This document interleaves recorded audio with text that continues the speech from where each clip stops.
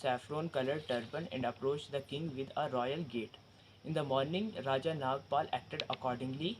He wore a saffron-colored turban and went to attend the meeting. Raja Nagpal walked toward the Akbar. When he came close to him, Akbar stood up with folded hands, with his legs trembling with fear. All in the assembly, included Akbar, saw a five-headed snake emerging out of the saffron turban that Raja Nagpal was wearing. It is said that Akbar was so convinced by the spiritual power of Raja Nagpal that he presented to him the gold embroidered royal robes, gold urns studded with the diamonds, silver utensils, royal drums, which are displayed on Rishi Panchami every year during the Mela Pat. People dance to the sweet and melodious tones of the traditional Dhekku dance, a unique folk dance of the area, a regular feature during the Mela. Not only the symbol of religion but also depicts our proud of historical background and mutual brotherhood. Thank you. Jai Vasukinath. Jai Hind. तो अकबर जी के समय की बात है, 16वीं शताब्दी की बात है कि एक दिन क्या हुआ, मतलब हर साल राजा जो अकबर जी थे, अकबर जी हर एक दिन उन्होंने रखा था जिसमें सब राजा, हर राज्य के राजा वहाँ पे शामिल होते थे और उन लोगों को अकबर के सामने अपना सिर झुकाना पड़ता था जब राजा अकबर जी आते थे। तो ऐसा ही दिन उन्होंने एक रखा जिसमें हमारे राज्य के राजा नागपाल जी वहाँ पे शामिल थे। तो जब राजा अकबर जी वहाँ पे आ रहे थे तो हर राज्य के राजाओं ने जो है राजा अकबर जी के सामने अपना सर झुकाया, लेकिन जो भद्रवा के राजा नागपाल जी थे उन्होंने ऐसा नहीं किया। तो अकबर के जो वजीर साहब थे उन्होंने बोल दिया कि जनाब ऐसी बात है, एक राज्य के राजा ने आपके सामने जो है सिर नहीं झुकाया। तो उन्होंने बोला कि पता करो कि ये है कौन जिसने मेरे सामने अपना सर नहीं झुकाया। तो उनके वजीर ने पता किया कि ये जो है ये भद्रवा राज्य के राजा है। तो राजा अकबर जी ने हंसते हुए कहा कि कोई बात नहीं, अगली बार देख लेंगे, अगली बार क्या होता है, अगली बार अगर उन्होंने नहीं झुकाया तब देख लेंगे। तो अगली बार उन्होंने क्या किया, एक छोटी सी खिड़की बनाई जिससे सब राजाओं को आना था, पहले अपना सर, फिर अपना शरीर, फिर अपने पैर आगे लाने थे क्योंकि आगे राजा अकबर जी बैठे हुए थे। तो उनके कहने के अनुसार सब राज्य के राजाओं ने ऐसा किया, लेकिन हमारे राज्य के राजा नागपाल जी ने ऐसा ना करते हुए पहले अपने पैर निकाले, फिर अपना शरीर निकाला, फिर अपना धड़ निकाला। तो उस बात पे राजा अकबर जी को बहुत गुस्सा आया। उन्होंने कहा कि तुम होते कौन हो मेरे सामने सर ना झुकाने वाले, हर राज्य के राजा मेरे सामने अपना सर झुका रहे हैं, तुम क्यों नहीं झुका रहे हो। तो हमारे राजा नागपाल जी ने बहुत हंसते हुए कहा कि जनाब मैं सिर्फ अपने शेष देवता वासुकीनाग जी के सामने ही अपना सर झुकाता हूँ, उनके अलावा किसी के सामने सर नहीं झुकाता।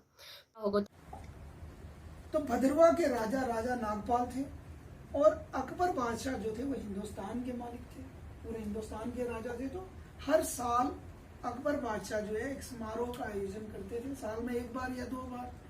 तो डिफरेंट राज्यों से, अलग अलग राज्यों से राजा जो है वो दिल्ली पहुंचते थे, अपने जो चीजें उनसे शेयर करते थे, अपनी कोई डिफिकल्टीज है वो शेयर करते थे।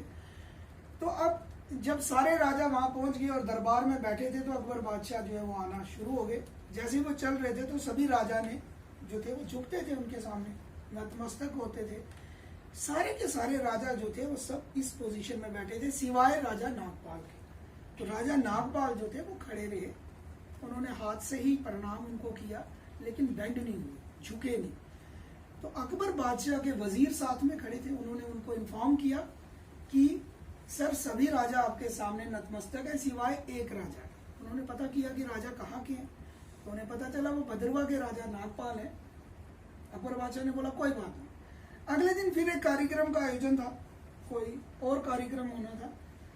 वहां पे अकबर बादशाह ने डेलिब्रेटली एक खिड़की का आयोजन करवाया, एक खिड़की बनवाई ताकि हर राजा को उस खिड़की से गुजर के जाना था। छोटी सी खिड़की थी और सामने अकबर बादशाह बैठे थे। अब जब भी राजा किसी ने जाना था तो वो पहले अपना सर, फिर धड़ और फिर पैर निकालते थे। क्या निकालते थे? शाबाश। अब रेस्पॉन्स भी देना साथ में, ठीक है।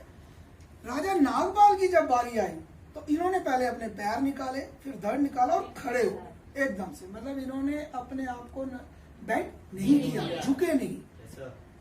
इस पे अकबर बादशाह को क्रोध आया। अकबर बादशाह ने इन्हें बुलाया, इन्हें पूछा कि ऐसी क्या वजह है कि आप मेरे पास नहीं झुके। उन्होंने कहा कि मैं सिर्फ अपने इष्ट देव वासुकी नाग के प्रति श्रद्धा रखता हूँ, मैं उन्हीं के सामने नतमस्तक होता हूँ, उसके अलावा मैं संसार में किसी के सामने। तो तो अकबर बादशाह हैरान हो गए और उन्होंने बोला भाई इतनी अगर तुम्हें उन पे आस्था है, श्रद्धा है, तो मुझे कोई उनका चमत्कार दिखाओ। अगर तुम दिखा पाओगे तो सही, अगर नहीं दिखा पाओगे तो तुम्हारा सर कलम किया जाएगा। क्या किया जाएगा? कलम किया जाएगा। तो वो दिन जो डिसाइड हुआ वो नागपंचमी, ऋषि पंचमी का दिन था, जो कल है, जो कल है, ठीक है। तो हुआ क्या कि राजा नागपाल अब साधारण से मनुष्य थे, तो ये जब अपने जहाँ विश्राम गृह था वहां रात में सोए तो कुछ डरे हुए, घबराए हुए भी थे कि क्या दिखाएंगे, क्यों कुछ सोच नहीं आने लगी। तो नींद आ गई। नींद में इन्हें सपने में भगवान आए। भगवान ने इन्हें बोला निश्चिंत हो जाओ, आप जाओ जहाँ पे बुलाया है, आप केसरी रंग की पग, साफा, क्या बोलते हैं, साफा लगा के जाओ। फिर भी इन्हें मन में थोड़ा डर भी था कि पता नहीं क्या होगा क्या नहीं होगा, लेकिन ये भगवान पे श्रद्धा रखते थे, ये बेफिक्र होके चले गए। और जब वो टाइम फिक्स था, कौन सा, जब टाइम फिक्स था तो सारे हंसने लगे, क्योंकि उस समय कोई दर्शन नहीं होने लगे। जब सारे हंसने लगे, अचानक वहां पे शेष नाग रूप प्रकट हो गए, ठीक है। वासुकी नाग जी नाग रूप में प्रकट हुए। अकबर का सिंहासन हिलने लगा और अकबर बादशाह नतमस्तक हो गए उनके सामने कि मैंने आपकी शक्ति को देख लिया। फिर अकबर बादशाह ने उस टाइम पे राजा नागपाल को हीरे जवाहरात काफी कुछ जो है वो गिफ्ट दिया। राजा नागपाल खुश हो गए। जब वो अपनी रियासत भद्रवा में आए, तो जब भद्रवा में आए तो उन्होंने ये सोचा, ये अपने जो राज्य में ये फैसला किया कि मुझे जिस दिन ये दर्शन वहां पे हुए हैं, क्यों ना एक मेले का आयोजन हो।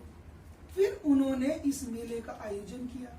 अब उसमें डिसाइड हुआ कि ये मेला कब कहाँ हो, क्योंकि राजा नागपाल का जो दरबार था वो खक्कल मोहल्ला में होता था, ठीक है, उधर खक्कल मोहल्ला में होता था। फिर राजगुरुओं के घर में ये जो है पट बनता है, इसको पट का रूप दिया गया।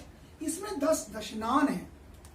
दशनान है जो 10 परिवार हैं, अलग अलग परिवार हैं, वो सारे मिलके हर किसी को एक कार्यभार दिया गया है।